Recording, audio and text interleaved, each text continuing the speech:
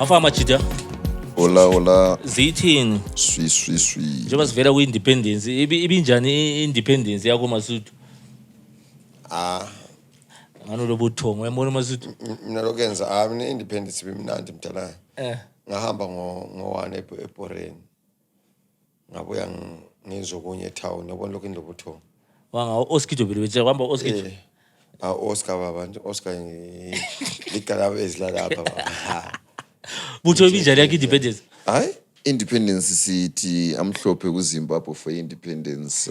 Ngithe yakho independence ibinjani? Sakhuluma phethu bimnandi independence. Sekungamhlophe ubhujazi. Sengamhlophe kakhulu because iyajabulisa nje asuthi ibisemathepeleni south. Yikho kithi ekhezi ngale. Alright. Yikho sihlukasa utamhlophe. Yikho because la siyafika kwamhlophe ngithe independence yakho ibinjani? Ithi baba ekhezi. Isithupha sami ngo39. La ngale ngo39. Hey, savele.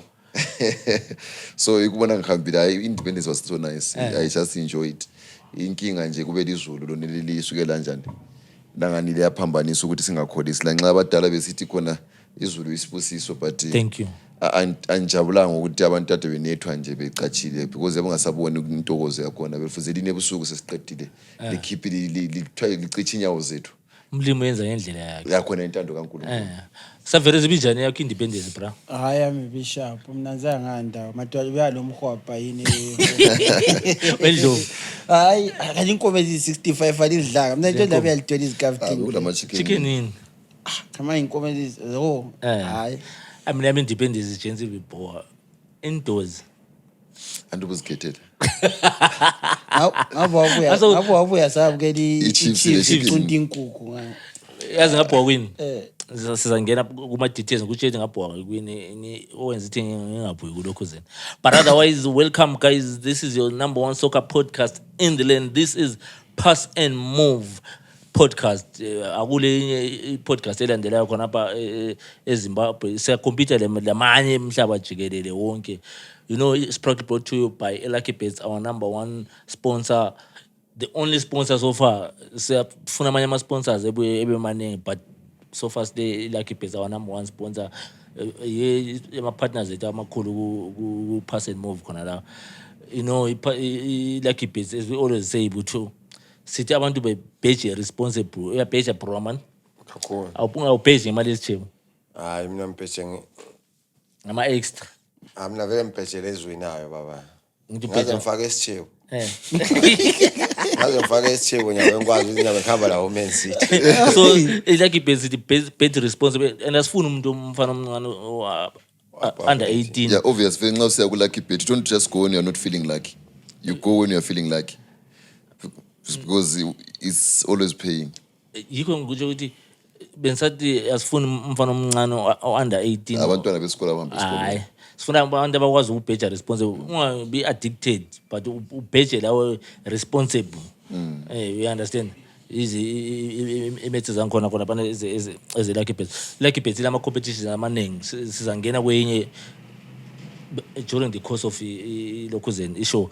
But speaking of independence gents, ubhuda sabona le medal asiqase kobulawa thina de sikobulawa. So the reason engenza ukuthi ngingabuyi eWhite City ngizothi uyadlala ama 20 minutes. anto wathi ama programs e-state vele ajali ukwenza njani ibhora lokho engathi alikathola i-recognition yona la dabse siba nje extra activity. You see now. Ubona ababe ufuna uqasa we-commemorate ababe kulandile but ibhora lona bengasali value that much. So mina mnanzele butho ukuthi 20 minutes brom nisuke endlini nemfu ubukela ibhora. Yeah. I think I'll beg to differ a little bit with Usavereza. It's not about that they don't recognize football, but it's because our facilities are vumela ukudlala ebusuku. A White City, you cannot play Ipora for 45 minutes uqasa Ipora ngo4 because obviously Ipora nxa kule event njenge independence which is the main core value asuze liqalise exactly 3 o'clock isikhathi sethu sokuqasa Ipora siyaliqalisa after 3 so kuphelile amanye ama programs which are very eqhakathekile. Ipora then is just there to entertain. You go khona i-dessert after a full course meal. So which nxa usudlala from 4 liyaphela ngo6 from after 5 ivele sokufuna ama-lights eZimbabwe lokuzine wayisitha kula ma-light and it becomes very dangerous with the players. So which are 20 minutes base besenzela ukuthi khona since vele ibhora lifuze libe khona, so kufuze lidlale because 20 minutes ziyafitha before 5 o'clock ukukhanya. But anyway, congratulations bro. Yeah. Sabona la ukuthi baku-recognize ibhalweni butho eduze khona i-medal. Angikwanisi ukubala into. Angibali lo. Yezabo sidathi i-Chiefs yadla chicken ku-Independence. Ladla kodwa ba-chicken yama 20 minutes. Sadli chicken in team, sadli chicken in yona civil yona i-red box straight. Lucky Bets angazi ukuthi i-Lucky Bets did they do ilokhu ze-Independence? No, Lucky Bets they say I-red box there. It was for the fans to do. So if they did not do, it's not Lucky Bets' fault. Ama-fans ayifuze yenze competition. Awenzanga Butchers. Hayi. I-raised the red box there. Ngafocus kakhulu egamini. Why abantu lingafuna ukuwina kana?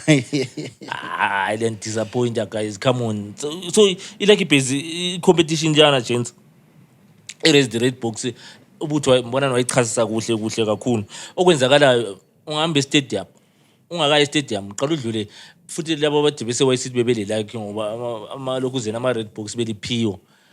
Amadodalane lani bukelani pass and move uhlala ulolwazi so kulama game abuya ngeWednesday thenga ilokhuzeni any lo meal chicken lapha 2 piece 3 piece whatever uthatha ibox leya uhambe la le beef ibhora lidlalwa kona bana ukhanya ukuthi use beef uthatha iselfie ungathatha iselfie you stand a chance ubusudokhuza ubusuposta ku Facebook page ye Lucky Bets ubusutega ichicken in you stand a chance of winning lots of prizes from Lucky Bets. Angazi lingafuna ungena emncintiswaneni sike sikubone la uraise i-red box madoda lina liphiwa ama-red box abantu babhayiza because abantu abaningi sebejayela into zokuphiwa nanti ithuba lokuthi uwina mdala every game just nansi ngeWednesday sibhodlela phezulu kwebhoso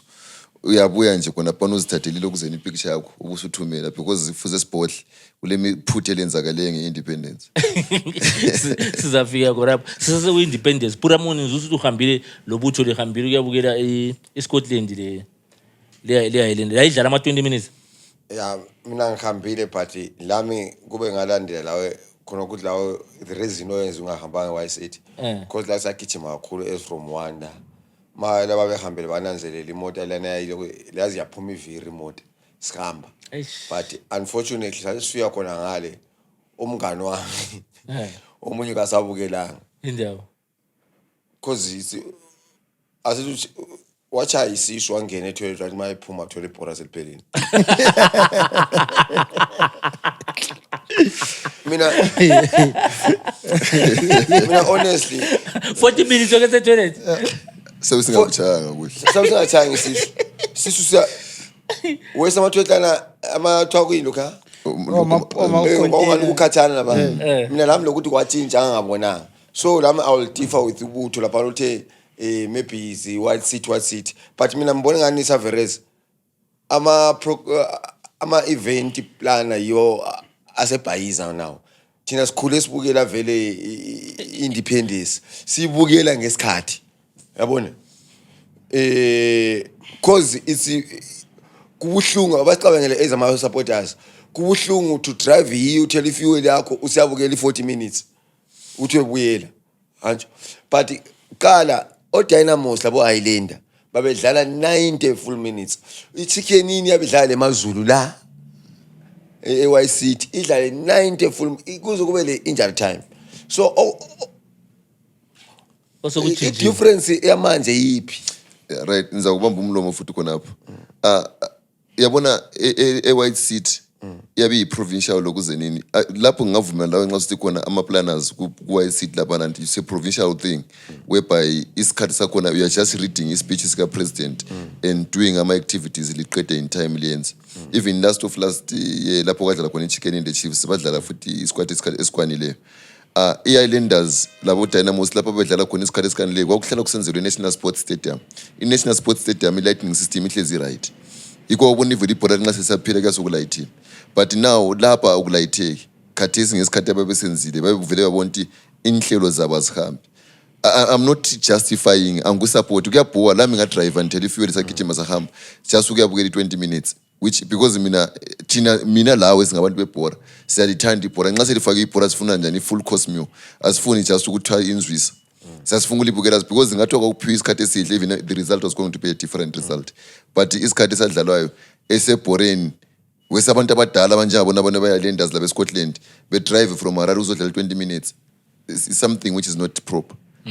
But with ama reasons abekhona owakhangele la wet cost iground line emapiso ayibonke engamaxhaphosi imagine sokumnyama ngangama injuries wodwa konke khona kuya consider because enye into lapha la wayinanzelelayo kanje uyakwazi ukuthi abantu abanatha makuchisa kuthi water break kungcono kulento yayenzakalayo because even ama players angathola ichance yokukhuluma lo coach kwaphambi kutshintsha bathi begijima bese ku coach ngabona sebephendukile bazabe bekhuluma lutho azangikhuluma lutho so sithini ngebhora yabona ibhora ngokwalo but kwakungaso into eqhakathekileyo lokuzabuyela futhi emuva i-event lana yayingaso yebhora kwakuyi-event ye-independence ibhora it was just to spice up the occasion into eyayiqhakathekile bhora lali crowd pool kuphela nje. But anyway, congratulations to Scotland because within those 40 minutes they managed to score. Baphakamisi lokuzini. But I think Masudu has a point. A valid point. A valid point, but it's a story for another day. A story for another after a long strike, the Islanders has been finally defeated. 20 minutes. Yeah, but they have been finally defeated. What happened? So, Katesi, maybe Lanigeli Pumula, I look at Karanga draw. Football is a game of rules, bro. Now I'm try 10 minutes, 10 minutes. Literally, long 10 minutes, 10 minutes. Ukuthi dliwa isikhathi singana kula ndawo thina inkinga lathi nxa sadliwa kuma penalties sidliwa sikwesithi congratulations to player Chiefs, congratulations to Scotland, but ayisiko ukuthi phela iChiefs yasichaya. But just say congratulations but as ukudlula. So that was the independence happy 46th and 46 to kupha happy 46 to iZimbabwe ama celebrations wabonile bekukuhle ama teams wabonile awinile Bulawayo Chiefs winile lapha koBulawayo Scotland yewine independence trophy nationally. That was the independence. Gents, kule story engike ngasibona during iviki le siphonga unhlupha kancane but ngasenanzelela ukuthi hayi is possible kuyenzakala ukuthengiswa kweManica Diamonds.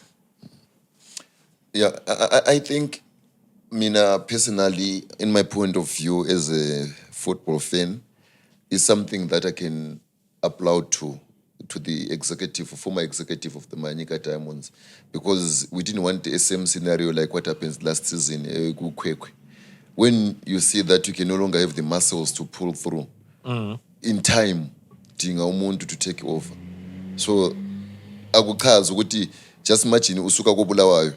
The drive is 600 Ks this year game only to come back with 3 points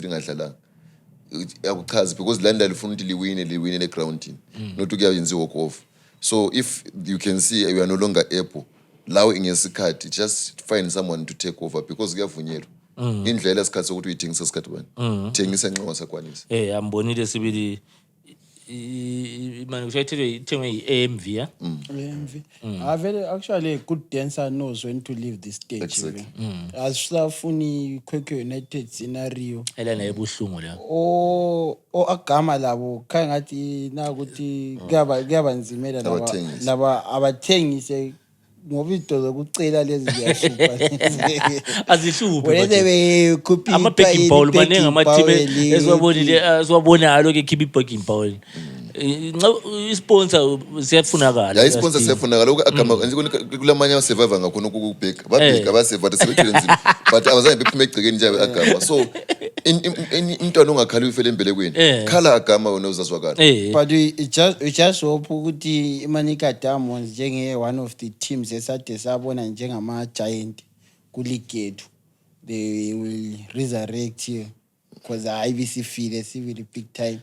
And kind manje uhlupho khathesi mina I thought ukuthi ukubuya kwamanye owners kuzaba motivation.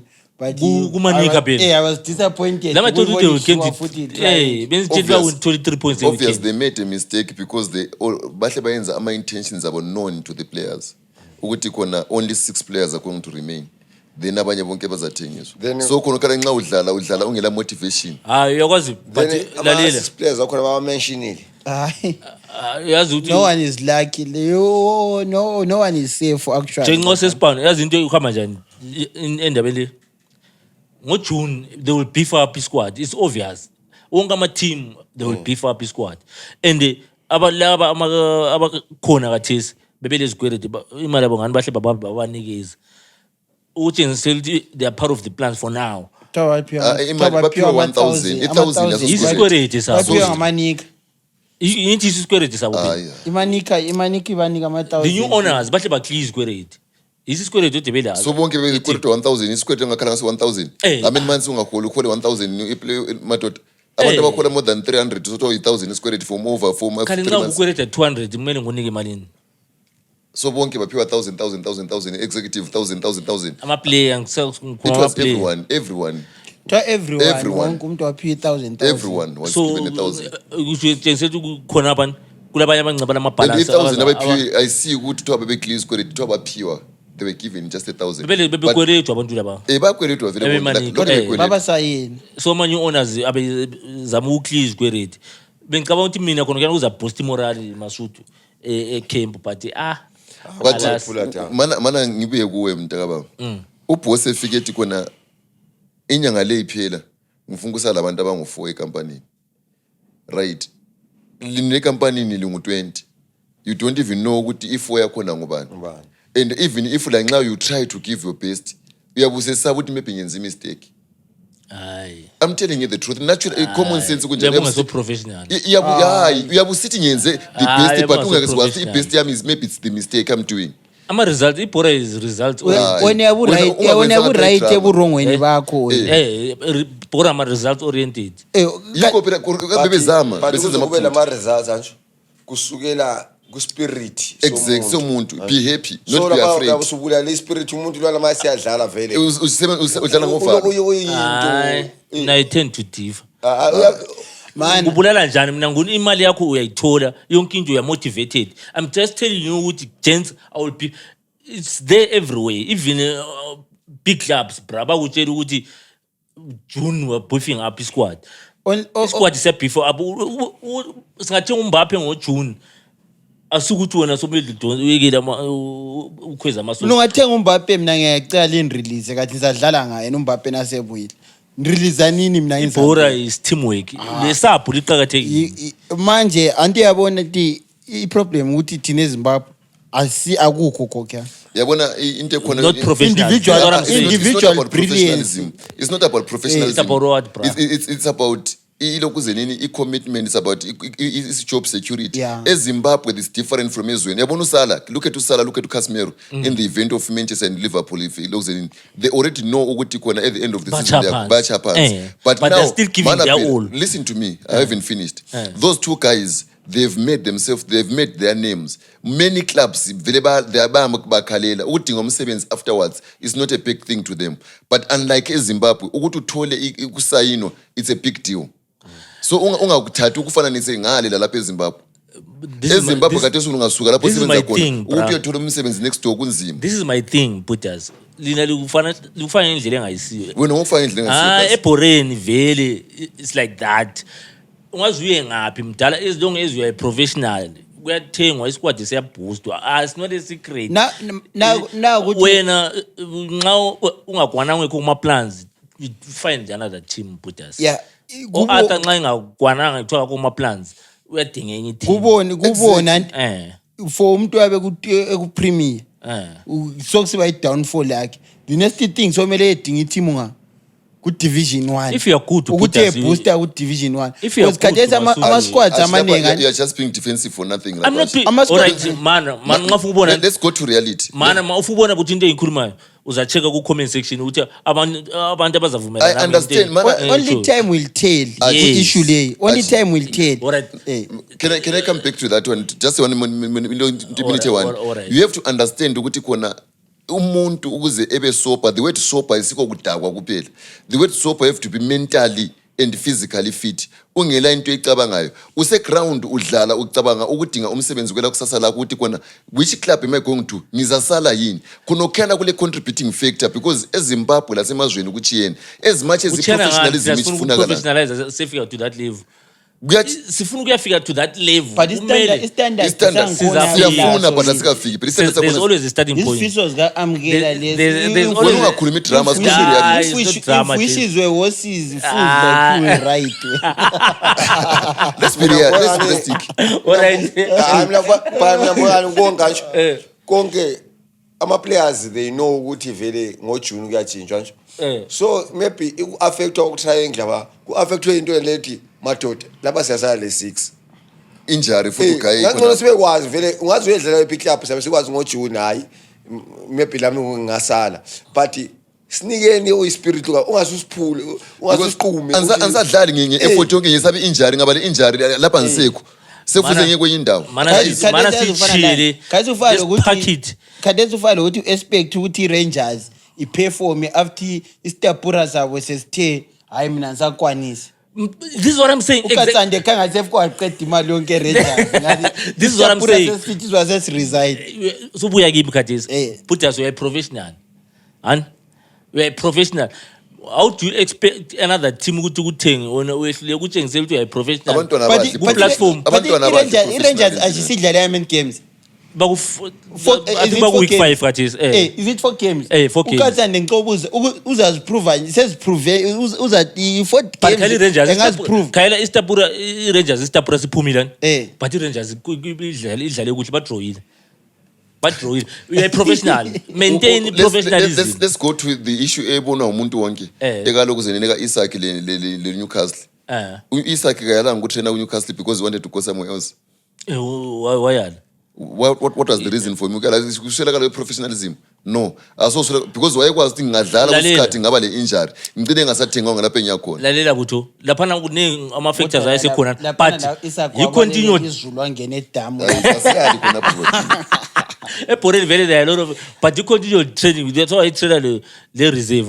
But sebembhalile le team ukuthi when we are still having a contract that and but utheza ubutrela le reserve. It happens everywhere. Ukuthi wena vele uhlwa nje umuntu webhoso ngebhoso ngenkani siyabona si but I'm all about facts. The fact is not the truth. Eborel The fact is not the truth. Let's be realistic, Ash. I'm realistic. No, you're not being realistic. Aye. When you're fantasizing. This happens everywhere. You're I fantasizing. I madoda I time I think Manis made a lot when we come back to this issue because Thank you. But stop fantasizing. No, I'm not fantasizing. Live in reality.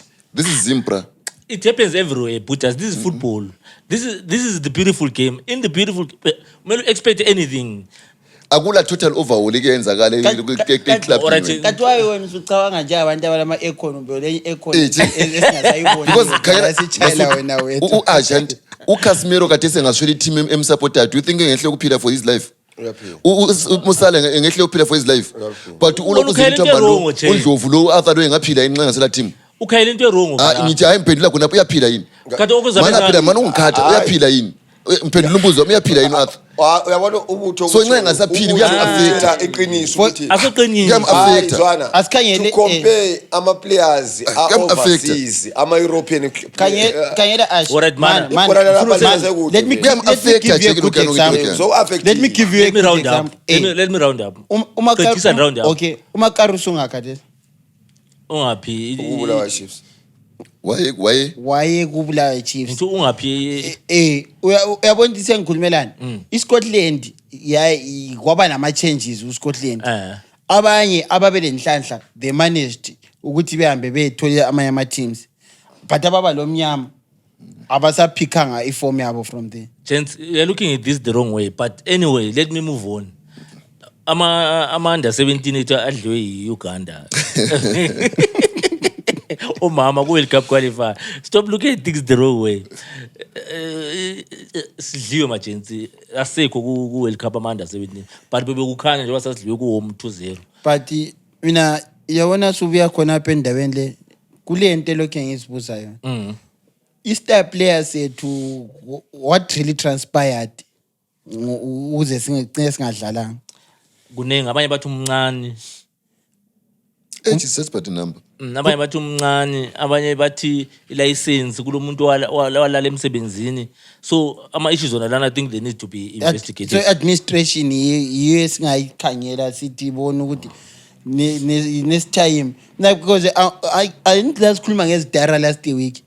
Awungeke ukuthi ibhora lile age cut off ukuthi lo muntu umdala awumelanga edla age group leyani but ukuthi kulethwa lo omncane first time ukukhetho name onamani laba badlala esquadini lengakisi Peter Ndlovu Peter Ndlovu badlala esquadini kanti yikho phela ngamanje so emankazaneni kulana bona hayi laphana kulo muntu lana it's a coverage excuse ephuma laphana kulo muntu you may find out ukuthi kulo muntu ayilo muntu wakhe wesame position ayefuna edlala instead of lwa but mayekhathi sento yabona ukuthi ngokuba self centered kwabo ku coordination njani we going to represent ilokhu zenini ilizwe World Cup phakathese zithizi ngendlela abayenza ngayo ya out.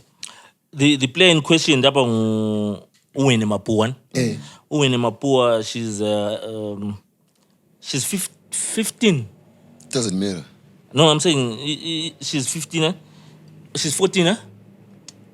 Umfana because udlalile ku under 15 le ezikolo le top goal scorer balungisa ikiti yakhe bengayifaki isponsor umthetho ukuthi umntwana oless than 17 16 years ukuthi kafakwa sponsor under 18 kafakwa sponsor yakhe iship kuphela but edlala ibhora like lokho kusenza kana fanele ukuthi sponsor isiphi but what I'm saying on this issue lokhuzeni Botwana basically mbona kulomuntu wekile ukwenza umsebenzi wakhe because ukhosafa just wadlala and asitsho ukuthi engadlala ke ama result azatshintsha no asisho njalo ama result bengasitshintsha maybe aba worse or what but asidlaliseni people who are worth to play singadlalisi abantu because of favoritism. This is a national team, it's not a club, it's not whatsoever an individual thing. Akulo muntu eqinisweni ukuthi si investigate indaba le kulo muntu ohle ukwenza because mbona license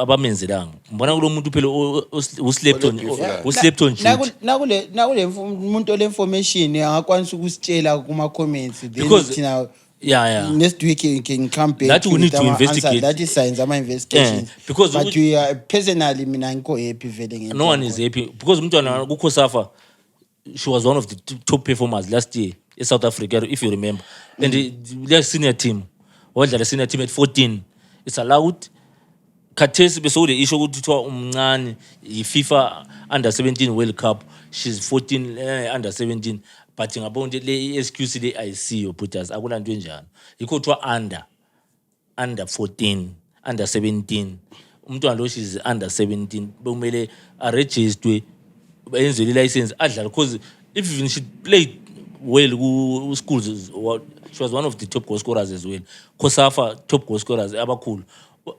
Check if you're good enough, you're old enough. Ibhora licho njalo. Omesi badlala bebancane. It depends. Siyabona abantwana uyamale khathi uhluphe 16 17 bese qala uhluphe. Kulabo Mshona, uMafruits, uChakuchichi, anikonke ama-youngsters. Uzohamba ku-national team. Uzohamba ku-national team. Why bengazange kwathiwa amncane kakwani ku-national team. uChakuchichi uhambele ngaki ku-AFCON 16. Isadlala amaxheg. Kulo behind the story. So that's what I'm saying ukuthi lebana ukunyika so story ukuthi hayi kulo muntu uslept on duty. That girl was supposed to represent. Anyway, we lost to Uganda 4-1 we're out. Asekho kuma under 17 World Cup laphana ukuthi but it's part and parcel of ilokhuzeni ibhora. Why lingabizanga Ronaldinho and it was a right player to be there but bangambizi. La lokho uNtombazana athi obviously bathi siyadliwa but kokhantu khona. You know iBrazil yakhala ngoRonaldinho and the whole world yakhala ngoRonaldinho kube ukhona but Asikwazi ukuthi kabe kuhamba njani kuba administration kuma coaches ukuthi kusuka kuthini sometimes. Issue bengani i-license what but mbonda hayi story will cover up.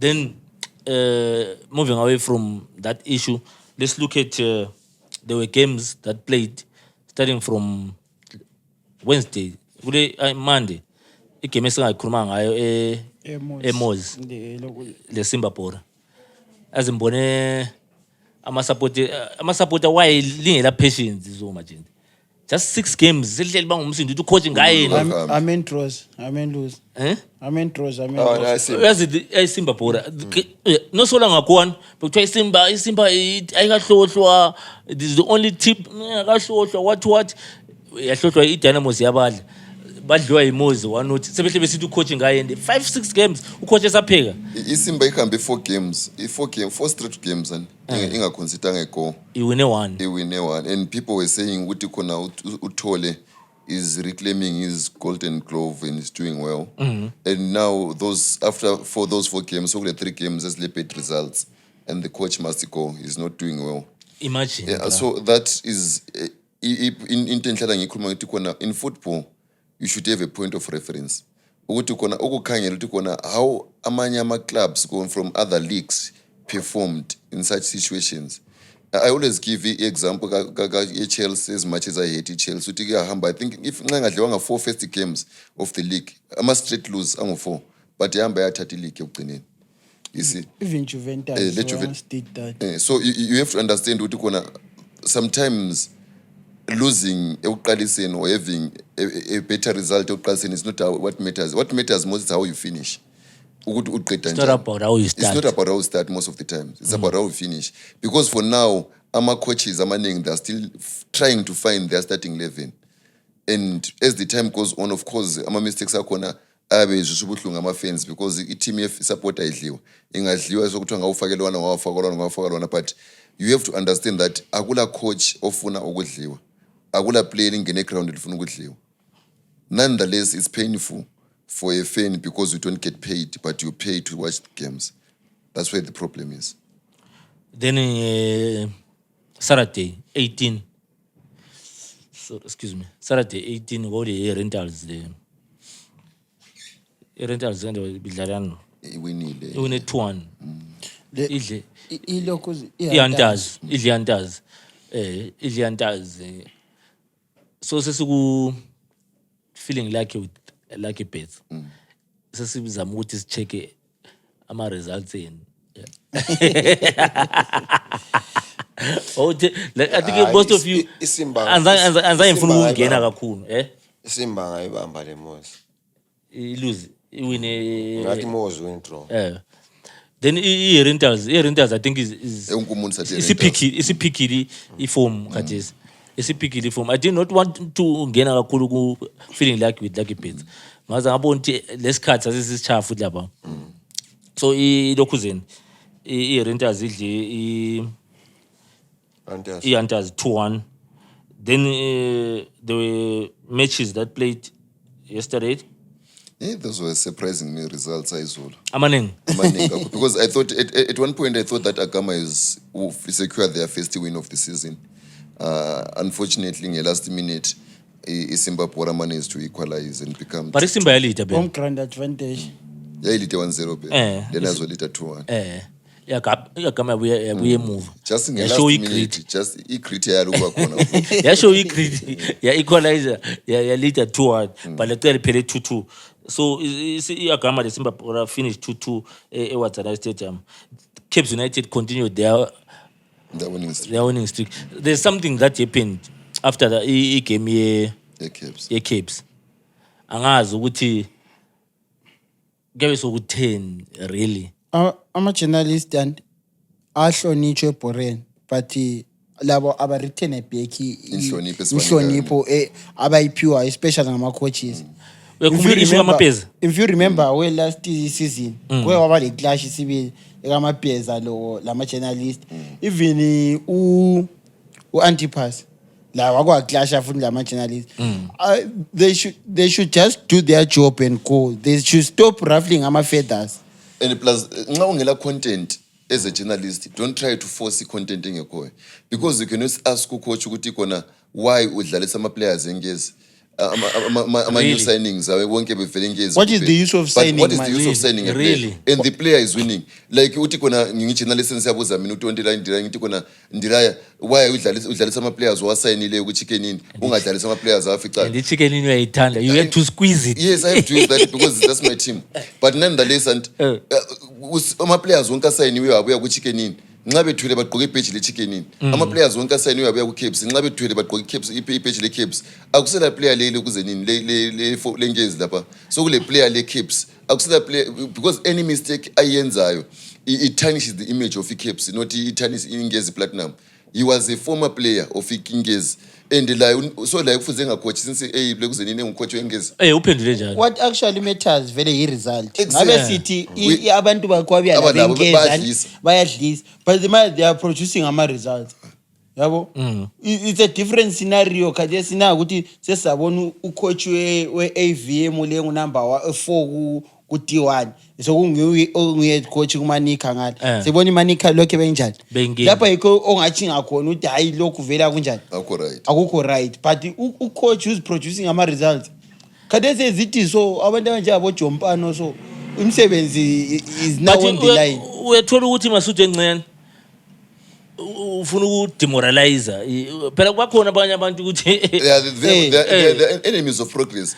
So far he's doing Chiraku is doing well, he's doing right, and he's winning, he's grinding. Because confusion awelayo, you can't ask a coach into njalo because vele umuntu mawusumsayinile okusho ukuthi usengawakhona apho you can't say umuntu lo ngwanga those are the very same people okwengezi kwaphela engezi. Those are the very same people i-Caps lapha ni-tasting ngathi struggle baphuma futhi sokuthiwa abantu bakwabya labo sebedlisa futhi sebewina ususola futhi bengadlisa uyasola. Uyazikhona bana wayikhulube yethu le alutexture mina yamazi empama nase cha abantu sebesola ngabe beseduzana bezawafana but I think Mbonile ukuthi sekhulile. He responded so well Mbonile because semature so like asafuza ngecoach. So bembonile ukuthi hayi umjida ibhani lana yamnceda wahamba wazithola ngoba kungulwana uTexture la umuntu bezwa empama esukume chiya ilokuze nini ama interviews enjalo abantu besafunga ubuzo we antazi andikahamba ku press conference ngama reasons amanye antazi is playing well but i result yanjani bachalela phansi. So asazi you have seen ama coaches ekhala kuma press conference but next game la umuntu kuyabusomela njani pull up ama socks. So let me finish the results. Kuningi mabane kumele sikubambe. Then i-triangle is doing well uChitembo laphana. It's now showing. They say because it shows ukuthi kona there's a new man and he has brought in new belief to the players and the players are responding well. Experience. It's unfortunate for but Manika 2-0. What's happening with the Joe guys? I'm a draw la isisiba maningi luphahla. The draws are becoming but a draw is not a bad result. You know, I get it, but ngendlela i-team esabe sikhayele ngayo eprepare ngayo ubuhlungu bedraw lapha engibona khona ubuhlungu bedraw and is on the issue of Islanders and triangle. Yabona i-triangle siwine ka1 yahla phezulu kuwine ka2 sihleya phezulu keboso but yona ibidliwa mchokocho kana ubuhlungu bedraw kuphela but sometimes not a bad result. Ama draws especially nxa yenzakala at home mostly and wa leader ama team it's showing some cracks maybe nxe ku team yakho because ba leader beba mina I think okunyani i-Platinum lost one of their key players kulokhu zenini due to injury uSeleman. uSeleman so impact yakhe sinjani iproblem ukuthi ama squads lawa angikwazi ukuthi ikuyini ama coaches la abangathi aba lo muntu oyi1 engasabi lana le backup kadesi akubone untshoti wena for instance let's say uAbubakar Moffat engalimala kumbumongameli uScotland kumbumongameli elimali ubone ngathi kwaphana kuyasala izikhali ezinganani for Islanders, I will differ because I saw Shelton, but it's a story for another day. So Ucho, I'm worried ngama draws because you know ama-team anje abo platinum bawunika yes isikhathi but babe kule nto abayikhange bakhayelele i-league vele that's why baletha uJoe lapha and uJoe ebuya engiwangapha futhi kobulawayo ngale ubomandaba babekhayele vele ama-results you understand so ama-draw sesiba maningi la uDroel Limozi 2-2 then there was a similar scoreline draw kule ngezi platinum lazo zidrawe 2-2 same scoreline uKhayendula ise kuhome or ingezi is showing his strength yayo because it be very later man ingezi vele I think they led twice 1-0 babuya because ilokhu zenini ibuye from behind unavaya utshengisile ukuthi why sibile waba top goal scorer of the season last year gents benchila ukuthi there are so many issues singakakhayela ama fixtures kule issue Masudu I think ungasincedisa la kule issue ebhalwe I think Ezra Chisa Warwa Ashtash uthulana uDJ obechaya eBF ku Islanders uyibonini ayibona I lot is happening in ku Islanders so let me check uthulani khanya ngani is employed Islanders so ubhutu Ezra phano besithi how can an employee make such damaging allegations nge club let me i-proof of employment ulayo kumbe yahayo because ukwayo ku-employer kuthini let me go to i-page kabhutu Ezra ngibale i-statement sakhe in brief just so that nxa ubungayibonanga azondaba zongaholi inzonezi phela abantu bazonda kubi ama-reaction achiyana when I cannot judge the way umuntu ase-reacta ngayo reacted the way reacta ngayo because ikhathesi ngabe sithi is the first time esenza such allegations ngabe sithi it's not the first qala wakwakhuluma ngendaba ze-betting wathi khangathi banxa behlalisane phansi but asazi ukuthi bafumana iphi resolution. I've got the story just to give context even to the viewers. For a man employed by the club to make such damning allegations claiming that so-called Boso Guptas have been driving corruption within Islanders since 2007 is not only reckless but deeply damaging. These are not just casual remarks. These are serious accusations of institutional capture, match manipulation and internal sabotage. Tulani goes as far as alleging that players, technical staff, the board and even supporters are infiltrated and controlled by shadowy figures who deliberately influence results to ensure the team drops points. He speaks of intimidation, blackmail and a system where individuals are forced to play ball or face victimization and dismissal. He claims 7 unnamed players are on a secret payroll, protected and positioned to influence outcomes, while others are manipulated or discarded. So these are allegations that are made by Tulano Ashtash. Then mfuna ukuyistori esihlanganisa because it was a week back when these allegations were made ubhuti Ezra wasekhuluma then leading up sesivuka izolo sokuthiwa uBenjani Marowaro akaholi 3 months engaholi so into lezi yebo kungabe ungama-allegation but sokungani kuloku yi-link up okuhlanganayo then sithe singena ku-shoot sizwe sokuthiwa abafana sebeku-strike ama-players. Yeah, it was to start with I don't know how far true is that ukuthi uqhatshwe iboss or something like that but even though maybe he knows something and abantu abaningi nxa bengaholanga the way they umbe sebezondile aba ngama-grievances abo abakwazi ukuthi belandele which proper protocol to do that. So sometimes uyabekwenze on a layman perspective point of view esithi yena uyakwanisa kade uyaphambanisa so inkinga yethu ukuthi vele most of the times we don't want people say the truth and when they say the truth we say they are wrong sometimes so I cannot say it's the truth because I don't know anything about what he said, and I don't have even a single fact or even a single source which can support what you are right now saying, because to simply say ukuthi khona amanye ama-players aku-secret payroll without the proof is damaging to the club and something which they can sue you for, because you cannot say something which you don't have the proof over, and you cannot say something ongelama. So nxa ukukhuluma ukuthi means yabe zithembile abekwazi ukuthi umi njani engakwanisa ukuprove engakwanisa ukuzidefend over that, or somebody is just saying it because it doesn't know the consequences of what he said. Then coming to issue ka Benji yokuthi engaholi 3 months, everyone has seen it, and most people thought that ukuthi uBenji is supposed to be paid by uBoss Chivayo, and nxa sokukhuluma kuhle khanya ngantwa $1 million deal ka Chivayo lana ilo muntu imanager iboss have to tape down ama-terms and ukuthi imali esifunga isebenza so behamse kuye, then lwana sehamsa kuma-lawyers release. Then my question comes now ukuthi nxa kunjalo why benga-effect ini ama-salaries kaBenji nxa behambisa for kulokuzeni ku-curate alonto konjani kule salary kenje kule salary kulama-lokuzeni ama-winning bonuses ama-players imali esizifunayo then sizawuthi ama-players release. So it comes so back to the administration of iboss ukuthi nxa kuliqiniso they are failing to do that as well, and nxa ungayisikho then we don't know.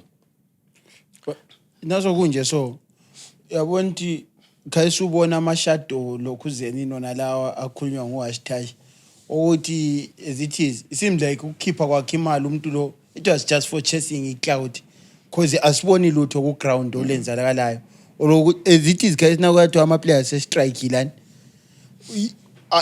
imali engaka lezi ezabe ziqanjwa azifiki azifiki. Umuntu na ukuthi yena wants to support i-team kayisupport passionate engayenzeli abantu ukuthi ufuna ukuthi ebonwe ngabantu kumbe ethandwe ngabantu kumbe i-Islanders kube ngathi sokuyinto esigezisa something yabo, akube ngumuntu osupporta ngoba yena unjani ufuna ukusupport i-Islanders. uBenji cannot cry ku-Islanders concerning ipay because yena kahambe lapho vele yena owahamba khona ebuza ipay yakhe khona ngalantu wabuya wafakwa phela yena i-Islanders ayimqhatshanga yena. Right, ngubamba umlomo khona lingatsho njalo and you will be wrong. uBenji kala contract lo Chivayo, uBenji le contract le Islanders. That's where you have to be very careful. Kuyayenzakala futhi the same scenario lengezi Platinum nxa iboss sehle ukubhadala because ekasivayo it's verbal, asonto engasebenza even ekhazi ngalezi lo court of arbitration esebenza is contract which is signed again with the Highlanders. La nxa bekuthiwa khona uzabhadala 500,000 be 100,000 be 2 million be whatsoever, the contract is between Benji and what and Highlanders. So guys, na ukuthi uBenji kasa produce ma results ewini phela which shows ukuthi umuntu wathi bethatha uBenji wayisupport i-Islanders vele. But there's this interesting issue. Ngithele ispice endabeni le masudu ngiyakwazi uzasungena ama-players anti the down tools bestrikile abaholi it's alleged since February abaholi, and uBenjani is also alleged he's been the one motivating the boys ebabhadala yena. Allegations on Kelawan. Yeah, we don't know how far true is yeah, that. It's alleged. According to sources, the players had previously threatened action, but the technical team led by Benjani Maruaru had been engaging the players in efforts to keep the squad active while hoping the issues would be resolved. It is also understood that Maruaru has at times personally assisted with player motivation, including providing bonuses during high-profile matches against Simba Bora in Scotland. You see, so it shows that he has got the passion with the club. As much as abantu be-Islanders bengamfuni befuna ufaka uMasudu kona ukuthi it's now showing, you see ama-draw la amanedikhala ngawo kulama behind the scenes that maybe you guys didn't know about as the fans, but behind the scenes it's also been helping if it's true. Yes. Tina ukuthi uBenji yenzani behind the scenes lokana ezisaveze said ukuthi Tino Benji tina simazi wabuya ngoMaruaru. I-channel lokuzeni Mochivayo. I-channel uBenji wabuya ngayo tina siyazi ukuthi wabuya ngosivayo basho futhi bakubhala ukuthi hayi uBenji uzaholiswa ngubani ngosivayo. So maso kunje uthi uBenji kasaholanga kaye bake it umuntu ohambisayo. Cause all along besikhala ngechannel thina ukuthi athi vele uBenji into abuye ngayo yiko ma esenza ama bad results besingasoli kakhulu abayilanders. Besisola yini ukuthi ichannel but is the underlying factor efana ngubutho understand if you understood ubutho I contract kaBenji I contract kaBenji kwayilanders. Yes, thank you. Ukuthi uBenji nangokwa ulokho iyilanders yona ngokwayo yona iyilanders ngathi vele yona isemanyaleni akula lutho iyilanders eyiproducer every week kumele sikhulume ngesomething ukuthi iyilanders okwenzakala so iyilanders which means vele iyilanders so far in terms of into ze soccer I say go very total. Liyabona into eyiwana ama supporters eyilanders abangayi understand iyo I sponsorship sika Benji kufanda ukuthi ngithini kuwe Masuthu ukuze wena ngunike imali yamanti qhatsha uArch mina isime ngiqhatsha uArch ukuze ngunike imali yami qhatsha uArch that's what the contract said ayizange ithi khona uzamkholisa bathi khona ukuze mina ngifake isponsorship sami esebhasi le 300,000 eniyabuyayo yokuthi bicover ama meetings lokuze nini mina ngifuna liqhatshe uBenjani. That is where abantu abalahleka khona. So ku 300,000 kumbe kumali yonke lana aphinda andu wabisi 300,000 uqala waphinda wabisi 300,000 waseqhatsha umuntu o take care of that man wathi nguye umuntu eyabele ukuza release imali ujabulani inkomo ngiyo release imali nguye umuntu e-stumbling block mostly but even though e-stumbling block nxa selifuna ukusebenzisa imali iboss uyabhala ukuthi ngifuna ukuthi enza lokhu sifunga enza lokhu sifunga enza lokhu why bengafaki ukuthi khona sifunga uholisa lo Benji khonapho ihambe kulona umuntu ebesetshela ama lawyers se release but kangathi imali ayibuyi because aso Benji yedwa phela ongaholiyo konke labafana I thought maybe ukuthi sithi I situation kaBenji konke labafana nabe asaholi yotshengisa ukuthi maybe empty promise vele imali enxa yikho imali vele maybe into engekho vele as from imali yabikhona ingama nje imali yakho okay qala sasiqalisa ukukhuluma kudala sikhuluma ngeJirawulo nasayijirawu ukujirawu so ufuna ukuthi yakhitha imillion ejirawu inga ufuna ukuthi imali yakho yanga ufuna ukuthi siyiphoza sibambe sikhangele as the week progresses and you are playing chicken in on Wednesday I think by then is Ireland isedlala le chicken in no Wednesday we'll look into investigate so we'll investigate sibe leqiniso sikhuma ngama facts because gade ama allegation lama ESA yeah ngama allegation so there are fixtures guys on a Wednesday serious games. Dynamos is taking on Scotland.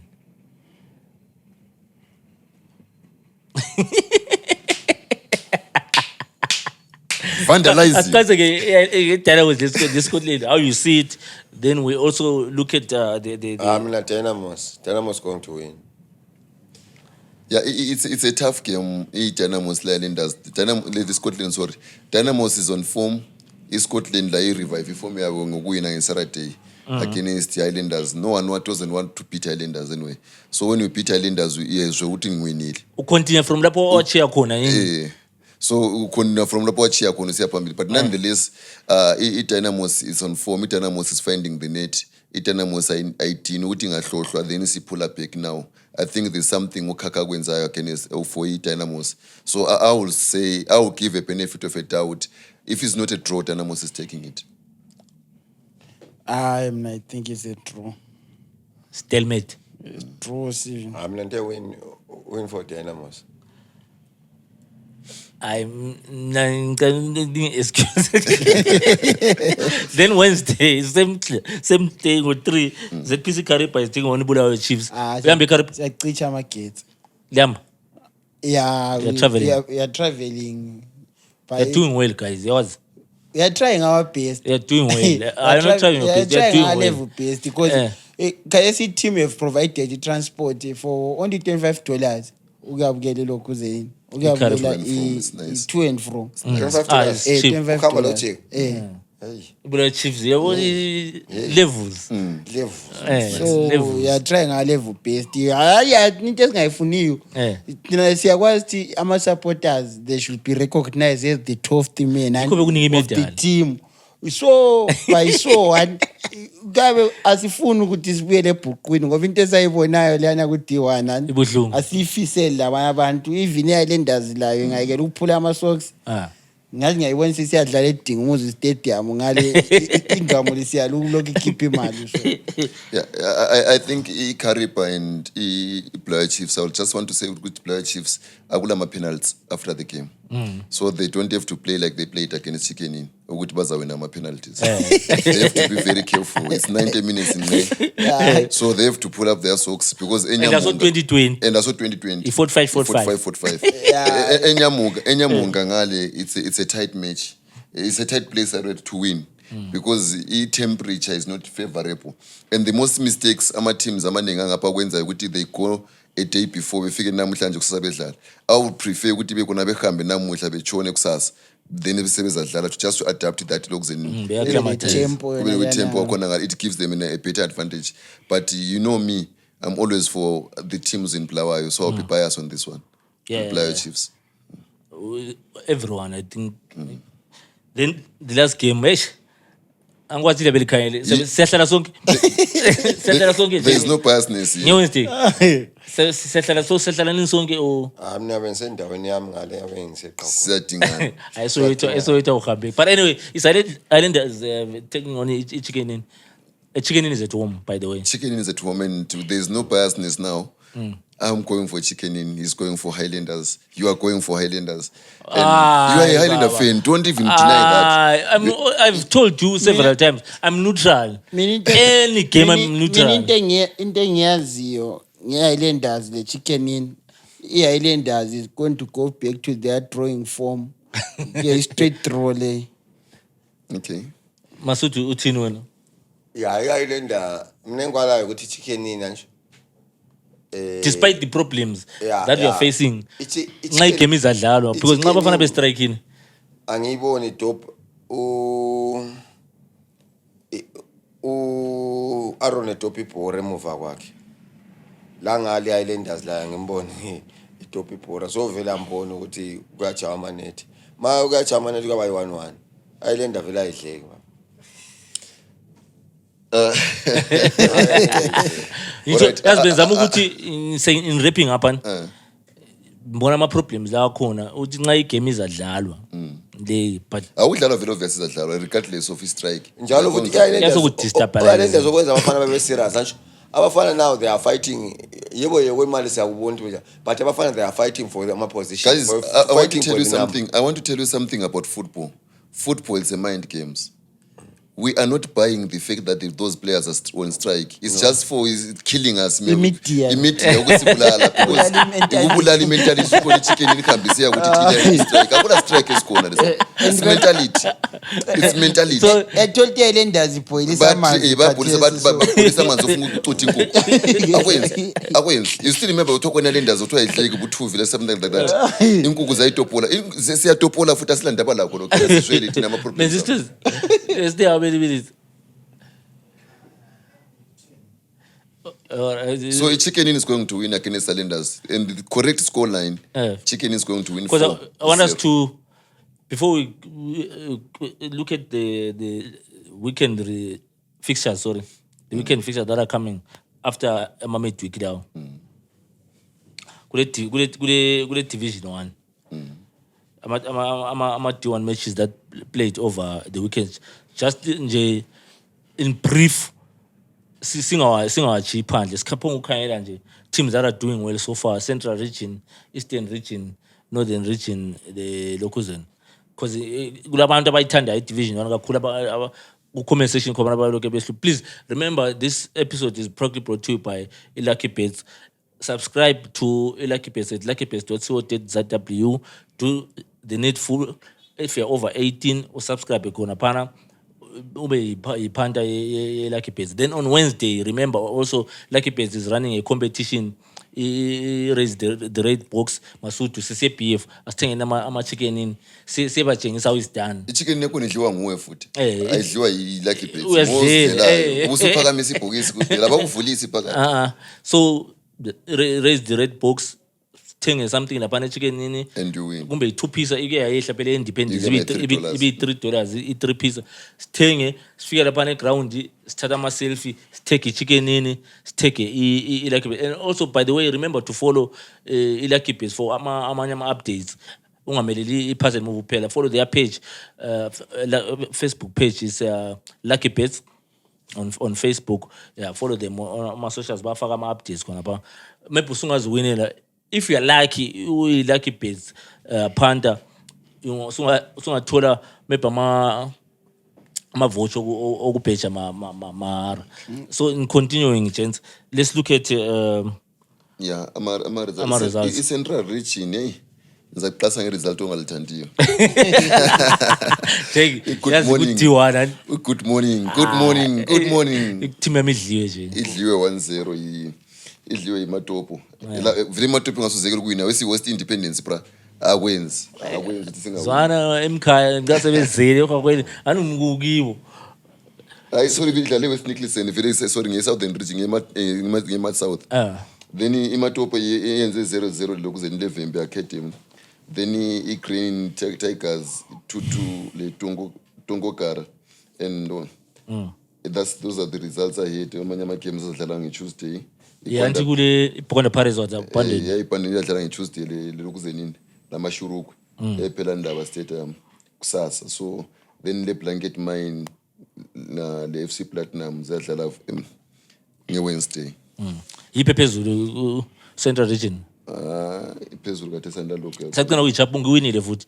So iChapungu iMaintain. Hayi iChapungu is flying high. If uphenduka ayathenga ama players amaningi. Flying high sibili. Le Khwekhwe I think iwinile. Khwekhwe after defeat yawo iBhonda Pirates I think bawina. Sini Northern Butters. Mina Eastern. Ule Eastern siniki Eastern. Eastern iGreenfield yayikhaya ngathi ifuna ukuphenduka sibi. Njengoba ngabe good morning idliwe ilokhuzeni. iDeportivo Lamrambinda. iDeportivo Lamrambinda idlale njani? Yefile mdali singu number 8 ku league kade. So bathi badliwe. They lost futhi la. So Madoda. kade si top 4 eEastern Region sibi wonke ama lokhuzeni ama PSL Giants lawo. Yalo ngathi afuna ukuphenduka kuhle sibi.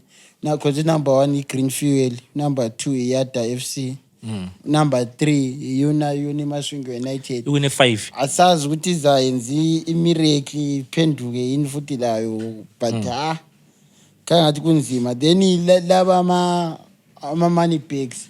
Asazi ukuthi are they going to continue ku D1 njoba bebengu number 4 kumbe bazathi sebeqalisile vele ku total takeover imani Diamonds. Then bese be abandon le lokho zeni AMV but they are not performing bad phela ku D1 yankhona because they are number 4 ama chances are high see maybe abafana bathola motivation this week because ba winile maybe la usayez marketed uthi ngaba yiba bakhethwayo for ukhanjwa uya ngale kumanika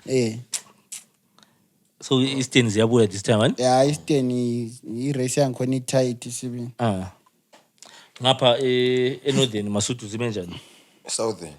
Ukhayeli Southern. All right. Central, Eastern, Southern.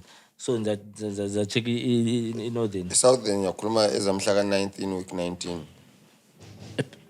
Usakhuluma eSouthern bekule game ethi blind phela ezikhayelela ukungena iwange le kai zinjani njani? Zidrawile. Inkai kwakunzima inkai came from behind phela. Inkai khona ngifuna because you still remember vele iwange ngama Starborn even beku Premier they are Starborn team there. But Inkai anjolilayo Inkai so far Inkai vele iyashow ukuthi ilakho ipotential ukuthi isingadlala la elonini sibini. Maye ngithi ngadlala kuhle. But Chiefs Village anti ule lone la kufa. Chiefs isikoko esingcono crowd ngathi isikwakho esihlelekile isensi nje njani isensi yechikubi kusensi chayo Jordan 2-0 isensi layo ngani ayenzi kahle ngematerial elayo isensi ngani ayenzi kahle singazi ukuthi ukuhamba njani. Maybe one of their key players njoba be down due to umfana lowana so and lokhana vele asikufuni lesishana away khona ngapha ezindlini from gender based violence. Abantu abazama ukusolve ama-issues abazama ukusolve ama-issues ngokukhuluma kumbe bedinga omunye umuntu ongabancedisa than ukuthi begcine besilwa. Sungakwanisa ukuthi umfazi even endlini lawe wena sungamchaya namuhla but kusasa la sengakujume ukuchaya even idolo icarry iphela. Imagine sesiluza italent ngento adilungiseka ngomlomo kuphela enqongo yophambanisa isenzi. Yeah.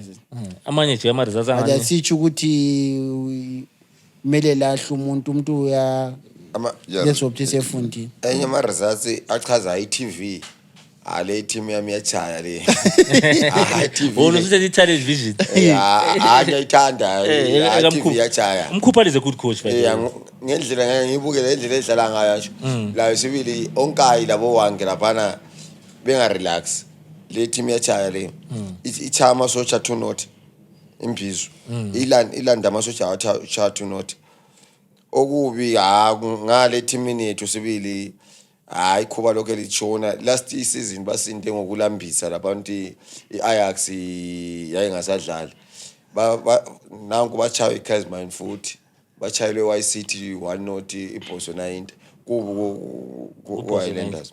Lendi right ngoba udevelopment abala pressure then kule i-team ka CEO abayirathabulile lana la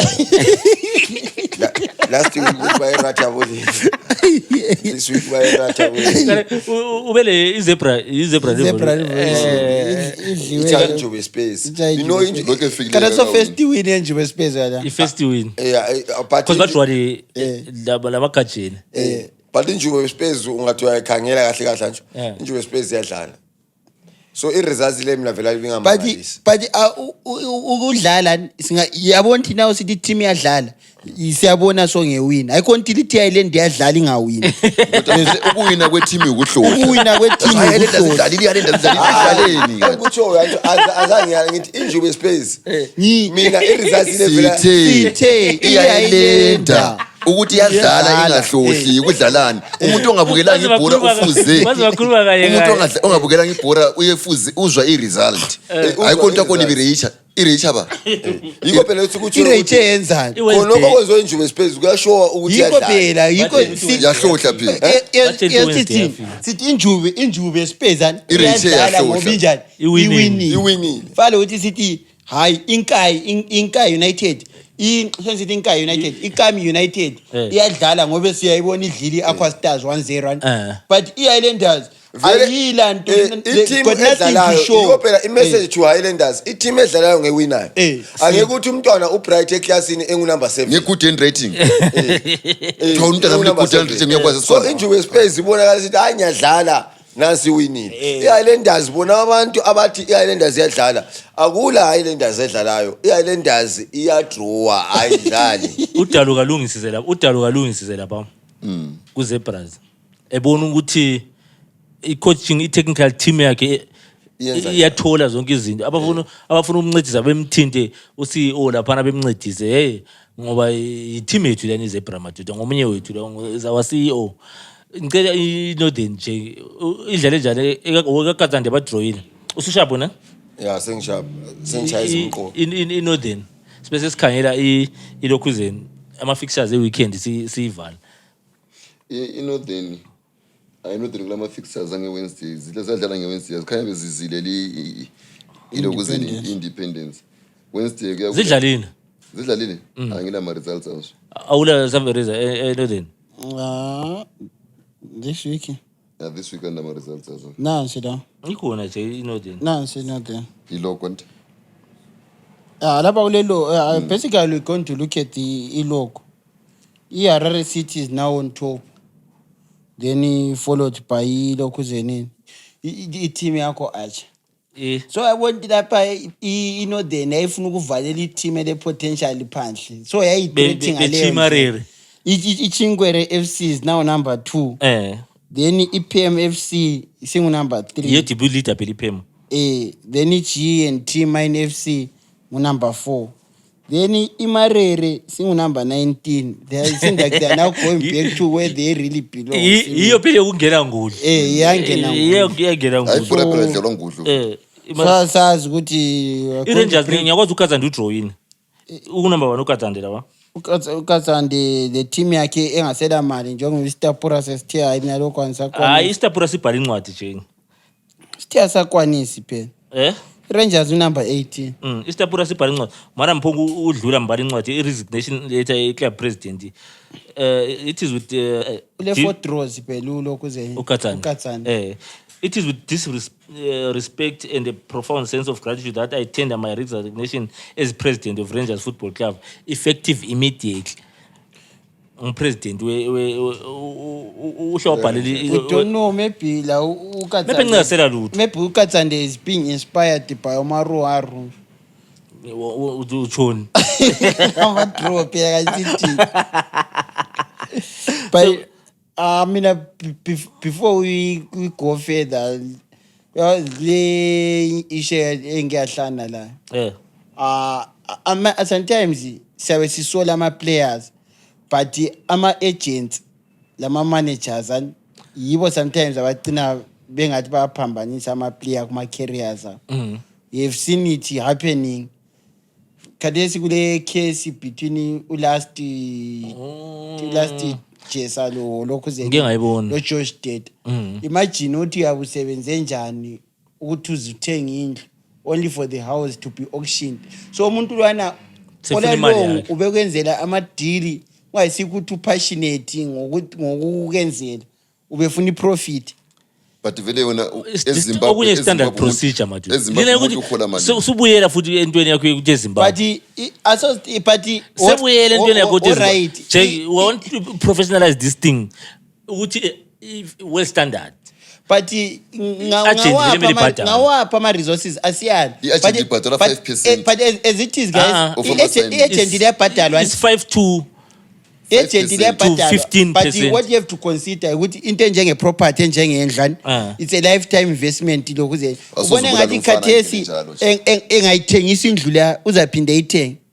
But Khanyela for instance kadesi alright asikwazi ukuthi uagent ka lokhuzu so wena khayesi nangu agent ka Chiweta uChiweta engasatholi game time how would you feel wena na ukuthi wena wathatha imali ka Chiweta iScotland yayimthenge ngayo wayidla kadesi kasatholi game time how would you feel I need devil's advocate but these things happen in football gents is standard procedure world over into ezikhona ngiyakuzwisisa endle elibuya ngayo ukuthi seZimbabwe singavele senze njalo sesivalela igrowth. It's not all about Zimbabwe kuphela. I-agent for very mostly fuzeli holiswe kwamba umfana ethengwa it's not all about Zimbabwe kuphela. Khala si there's this guy who used to umGhanaian lwana ekus Orlando Pirates uJimanga kasela team khathesi uJimanga kuhamba njani ithi agent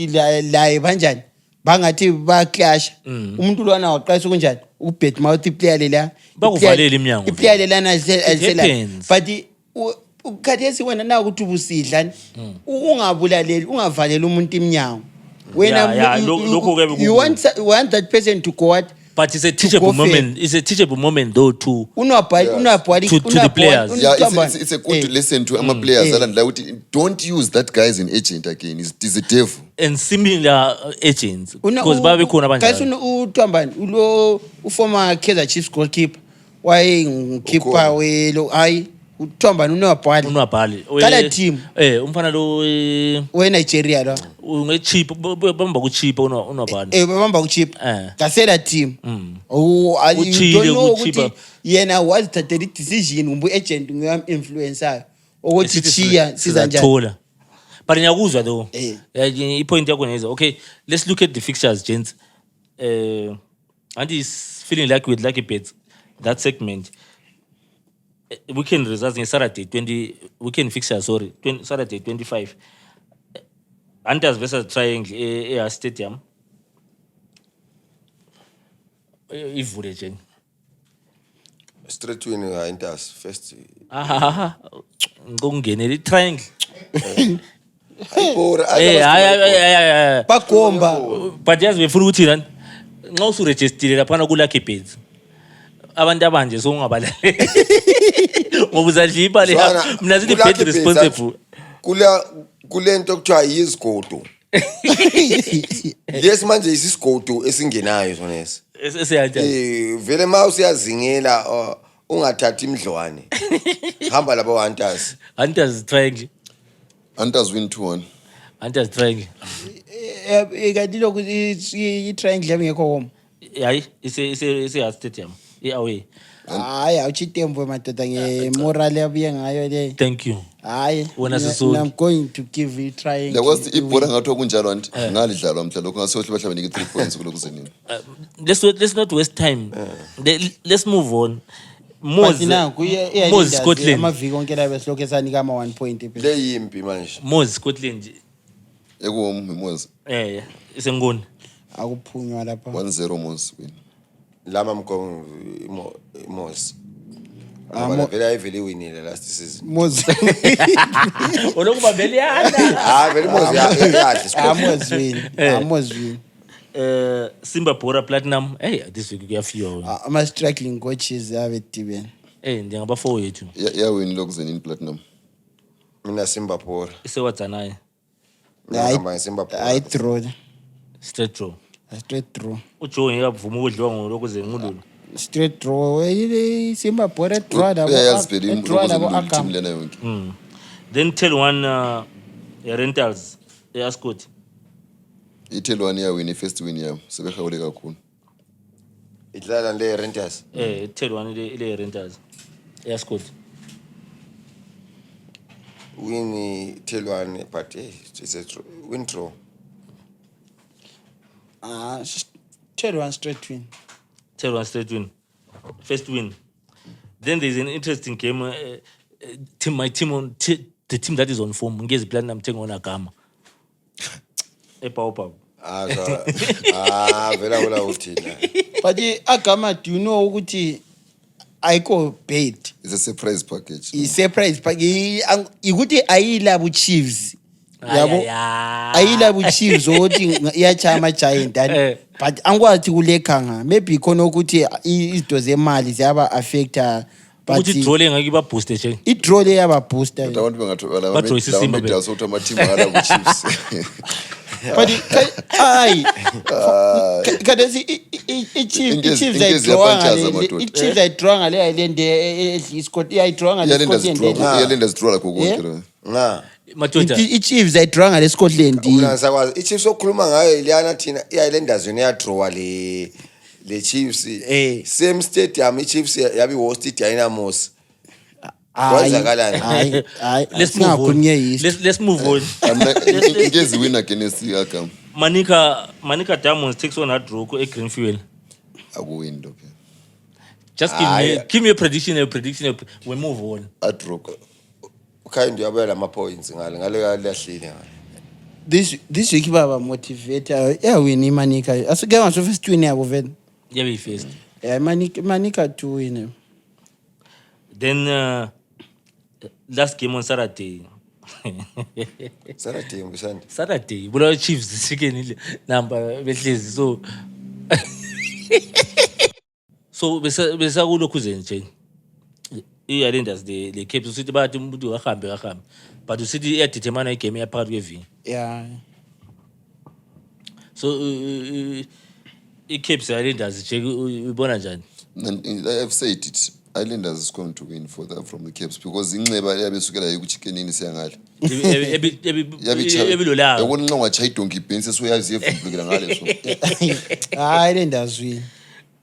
Wena vele withdraw. Se believe it. Withdraw. But just I win Capes. Just for interest sake gents, kuna maliga are interesting. World over. Germany sebeqedile. company Seated. has done a good job. Interestingly, Izolo, That's my favorite one. Le lokuze nini Man City ukuthi khona because Arsenal ngabajana ukuthi khona nxa lithatha uthayini lokho uGuardiola. inhliziyo zabe zilapha sesifuna ukuphuma ngapha nxa bezathatha but I'm happy now ukuthi khona akusakhulumi nje ndlela bese sithwele nzima. Just mfuna nje si inspire ama players and fans also ngamanye ama leagues across. In football you have to learn ukuthi khona it's not over until it's over. Look at what is happening to Arsenal and even ilokuze nini ungaku Sundowns and Orlando Pirates, you can tell ukuthi khona it's not about how you play. Orlando Pirates is playing good football. The Sundowns is not playing good football, but ephezulu. So that's the same thing abalandeli bebhoso. Lingathi ibhora lidlala iyalenda ziyadlala lingahlohli. Ibhoreni 3 points kuhlohla. 3 points aso romance. Mina umuntu engathatha ebese sihamba nomkakhe endlini. Sebe sikhayelithi sifuna ama results omntwana because okwenzakala endlini asikwazi. Yeah, le is subjective. Kulabanye abantwana but these days abangafuni. But anyway, ukhuluma uthinte yabomakhelwane lapha iSundowns. It's an interesting race. What do you think is going to take that one? South Africa. Sundowns. What if Pirates ili surprise? But wantu wanuthi Sundowns because wona uthanda Kaizer Chiefs. Kona uthanda Chiefs. Phela ukuwina kwePirates wena ubuhlungu ngkhona kuye ebantwini beChiefs direct. Sikhuluma ngento on the ground but into lawo ekhangelile. iSundowns ithethe. But abazuthini iPirates ilo but do you know what the game end? Uyawathi iSundowns iya sustainer baba. Sundowns yazi i-team ethu ayikhulu. Yabo. And isikhona phana don't think ukuthi maybe ama chances of relaxa weSundowns. iSundowns grind result. Uthemba iSundowns iza relaxa. Laba liqambela iSundowns grind result bro. On that note, asimana sizezwe these days uma comment section yachazeka.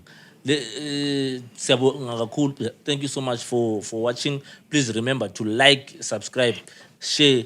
Utshela abangani bakho, umngane wakho atshela umunye, utshela izihlobo, ifamily khule. Siyabonga kakhulu. Keep on supporting podcast yethu. Thank you so much. Episode yethu always proudly brought to you by Lucky Bets. Remember la Lucky Bet ube yiphanda ungayekeli to subscribe. Ube yiphanda elokhuzeni ye Lucky Bets. Thank you so much for watching. Till next week.